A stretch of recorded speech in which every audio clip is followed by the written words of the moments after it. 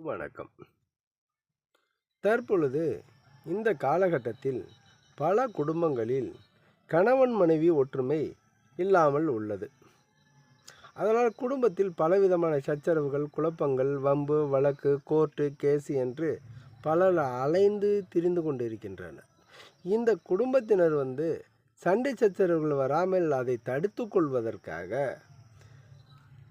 சிவன் கோவிலில் தண்ணீரால் சிவனுக்கு அபிஷேகம் செய்து அந்த தண்ணீரை கொண்டு காலை மாலை 2 வேளையும் அபிஷேகம் செய்து அந்த தண்ணீரை கொண்டு பருகி வர குடும்பத்தில் உள்ள விரிசல்கள் அனைத்தும் விலகி ஒற்றுமைகள் அதிகமாகவும் மேலோங்கும்.